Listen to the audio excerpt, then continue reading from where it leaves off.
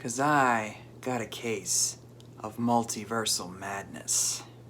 Doctor Strange in the Multiverse of Madness is brought to us by Marvel Studios, with Sam Raimi as the director, starring Benedict Cumberbatch, Elizabeth Olsen, Benedict Wong, among others. After the events of Spider-Man No Way Home, Stephen Strange runs across a young girl named America Chavez, who has this unique ability to travel across different universes in the multiverse. Being pursued by evil forces, he decides to task himself with protecting her, while also coming to terms with his own insecurities and his secret unhappiness. In a post-Endgame world, we're once again taking another step into the multiverse, and this is obviously their big thing with Marvel going forward. After what we saw in No Way Home with the other two Spider-Man actors returning, people, including myself, wanted to see what else Marvel could pull out of their hat. There was all kinds of rumors floating around about this one too, just like No Way Home, with fans theorizing that John Krasinski could show up as a variant of maybe Captain America, or even Reed Richards, Mr. Fantastic, to Emily Blunt as a Black Widow variant, and probably the biggest one, Tom Cruise as a Tony Stark variant. And at one point even Tobey Maguire was rumored to be in this movie as his version of Spider-Man, making that an official reunion of him and Sam Raimi. Whether or not those actually turn out to be true,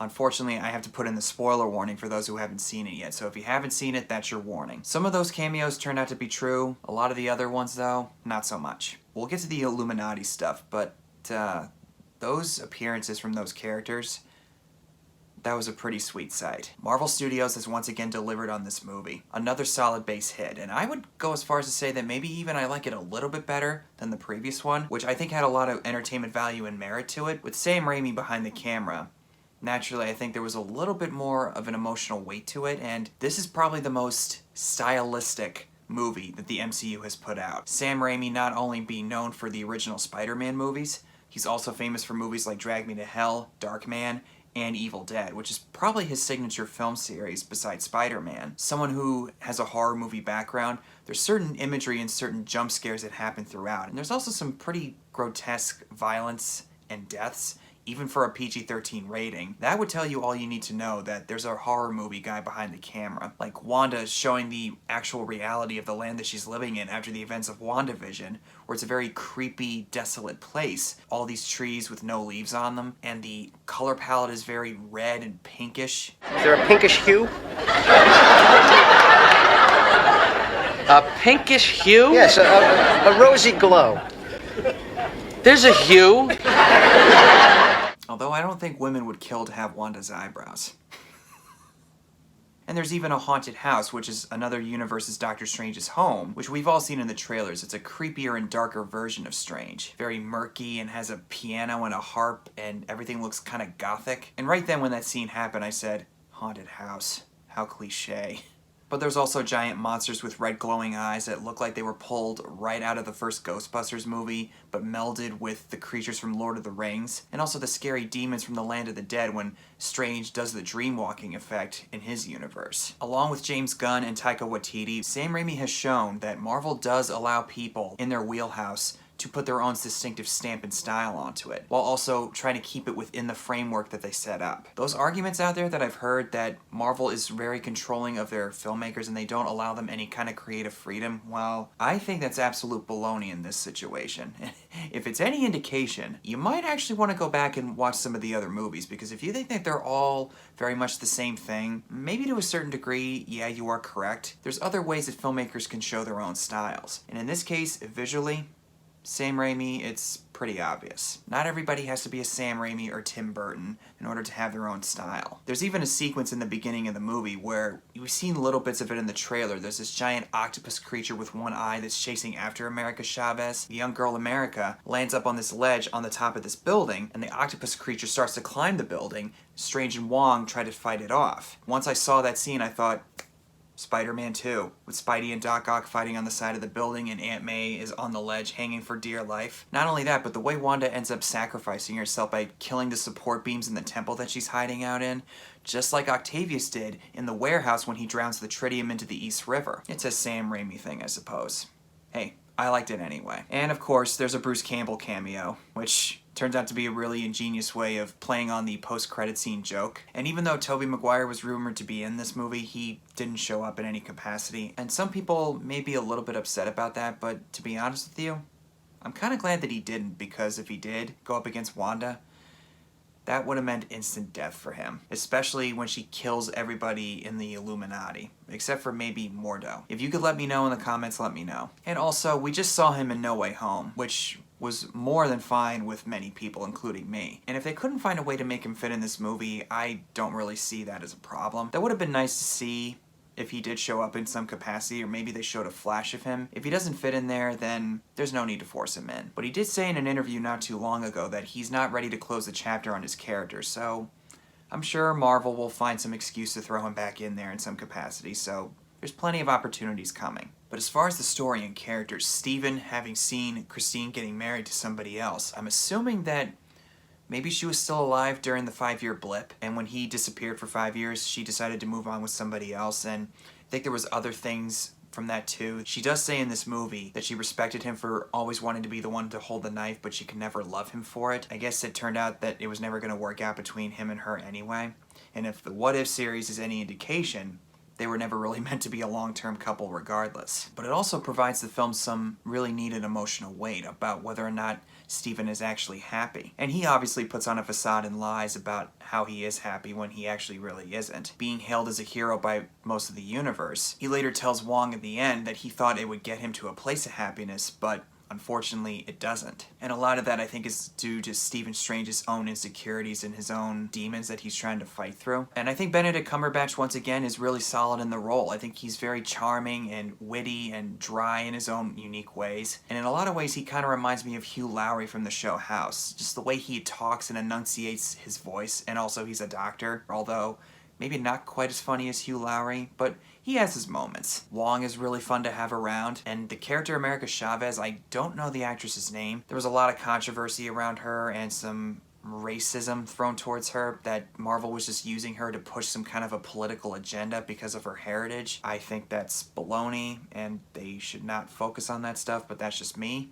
The people that were outraged, not the studio. I'm not talking about any of that. I didn't get that impression personally, but that's just me. And there's not a whole lot to her as a character. We do get a backstory with her and how she's able to cross different dimensions of reality, and the first time she used it when she got scared, accidentally pushed her parents back into some other world that she doesn't even know where they are. So whenever she gets scared, she's able to open a portal to another dimension, and she is able to eventually get a hold of it and able to show Wanda just what happens when she gets what she really wants by being with her sons. America Chavez is, I guess you could say, a plot device in a lot of ways, but she's a worthy plot device that helps the characters get to where they want to be in their own places emotionally. And then it turns out that the evil forces that are trying to chase after this girl all are being summoned by Wanda Maximoff, played by Elizabeth Olsen. This is the scariest that Wanda has ever been. And as a superpowered being, she was pretty scary in her own ways. If her reaction in Age of Ultron with her brother's death was any indication, when she loses someone that she cares about, you better watch your step. And after the events of WandaVision, where she had to leave her boys behind and losing the man that she loves in Infinity War, when she realizes that her boys are still alive in a different area of reality, now she has an opportunity to get what she wants, and she will go through any lengths to get it. She's definitely the antagonist in this movie, but she's also an antagonist where you completely understand her motives, even though she's going about it in a very bad way. And a lot of this is for a good reason, because after what we saw in WandaVision, the Darkhold has gotten a hold of her, similar to Shang-Chi in the Ten Rings with Shang-Chi's father, when he's being called by that doorway which has that big dragon creature behind it, while he thinks he's hearing the voice of his dead wife. And I just remembered when she confronts Strange and his army at the haven that they're in, trying to get through the reflections through the water, when he puts her into that weird trippy-like environment, her hands popping out of the side of that wall, that's a total Sam Raimi thing. If you know Sam Raimi as a filmmaker, he'll show like hands popping out of the ground or from the bottom of the screen, or just latching onto a table or a surface nearby. It's a really zany gimmick, but he has a really good way of making them feel grounded. And there's a really, really touching moment when Wanda teleports into another body of herself from another universe, and she reunites with her boys briefly when they sing that song about wanting ice cream. Seeing her emotion, Elizabeth Olsen, she said recently that she's getting tired of people dismissing these movies as being fun popcorn and nothing else. This movie should tell you everything you need to know about her statement. There's a lot more to these movies than people give them credit for, at least I think they do. And the two boys, the same actors from the show WandaVision, gratefully don't come off as annoying. It touched me somewhere. I'm a sap, but I couldn't help it. But at one point, Steven and America go to another universe, which I guess is some kind of a far-off distant future, or I don't know what it is exactly, but in order to get what they need, they have to find the variant of Stephen Strange, who in this universe turns out to be dead. That universe, as Christine tells him, I think she said it was 883, whereas the main Stephen Strange that we know is 616, which I thought that was a cool little nod to the original Marvel Comics continuity. But that's where we meet the Illuminati, which I guess you could say is this universe's Avengers, or Marvel's version of the Court of Owls from DC Comics. I don't know anything about them, but they contain some pretty amazing appearances from certain actors and certain people. Marvel characters, at least. Chiwetel Ejiofor returns as Mordo, but obviously not the same Mordo from Steven's universe, and I would have liked to have seen what that universe's Mordo has been up to, the main one that we saw in the last movie. Maybe there could have actually been like a good tease as to what was going to come. Maybe that would have given more weight to Charlize Theron's entrance. I don't know her character's name, but it was kind of neat to see there be some tension initially when he saw Mordo and went, uh-oh. This is gonna be bad. And we meet certain people like Captain Carter, played by Haley Atwell, which gives the show What If a lot more credence than it had before. A variant of Captain Marvel who's Monica Rambeau in this universe. John Krasinski as Reed Richards from the Fantastic Four. The audience I saw this with went crazy when he showed up. As for myself, I thought, oh my god! They did it! He's not in the movie for very long, but I really hope that they don't get somebody else. Because I realize that this universe's Reed Richards, and they've already announced the Fantastic Four movie to come out at some point in the future. I really hope that he is the main one that they're going to go with, because just from what we see of him, he is the perfect fit for that character. And then there's that one character who I guess was with the Inhumans. With just one whisper, he can kill somebody. I don't know his name, but if you could let me know, let me know. Politely, please. I'm not a big comic book reader, so don't kill me. Probably the biggest one besides John Krasinski is the return of Patrick Stewart as Charles Xavier, Professor X. Not the one from the original movies, obviously, but the fact that it's Patrick Stewart. I mean, we all heard his voice in the trailers. That was a pretty dead giveaway, and he showed up at the premiere for this movie. I think that's one thing that maybe the marketing team could have held back on, or maybe just threw in a tiny hint of it or something. But either way, it was nice to see him come back around again. He does say the line of, just because someone stumbles and loses their way doesn't mean they're lost forever. And this being Marvel Studios' way of incorporating Fantastic Four and X-Men into their universe gets me really excited to see how they're going to do that going forward. If they're just going to say that they exist in another universe,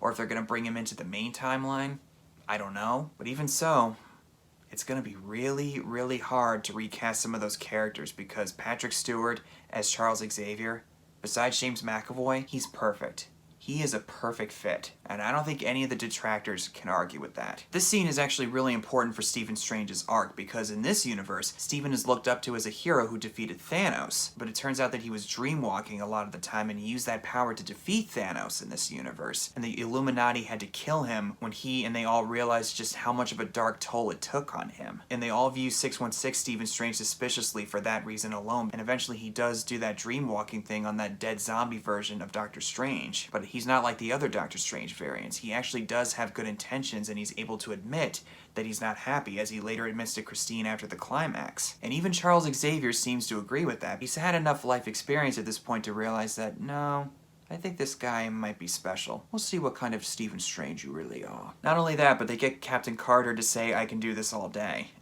Which caused me to respond with, yeah, I know.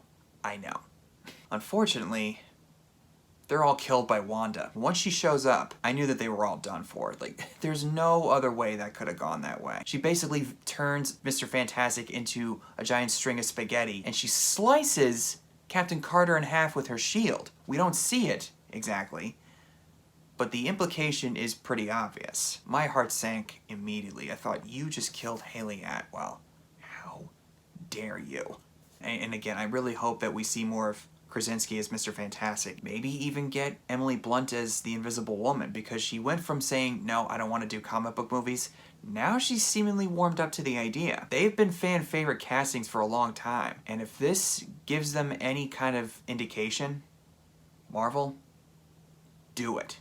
Go for it. But inevitably, Steven, Christine, and America are able to find the book that they need in the portal of the multiverse. America gets kidnapped by Wanda and taken to her universe, where Steven has to go to a different universe in order to find what he needs, finding the creepier version of Stephen Strange, which has allowed the Darkhold to take hold of him in order to possess a certain type of power, unfortunately giving him a third eye on his forehead, letting us know right away the consequences of using the Darkhold. Stephen unfortunately is forced to use that in order to possess the body that he recovered in his own universe, and uses that to save America while battling the demons from the land of the dead, with the help of Christine Palmer. And I'm really glad that they actually gave Rachel McAdams more to do this time around, because from what I remember in the first movie, she was just kind of there. Maybe she did some stuff in that operating room sequence, but this time they actually gave her legitimate stuff to do, and I'm really glad that she stuck around and did some stuff that was worthwhile and didn't just stand around doing this.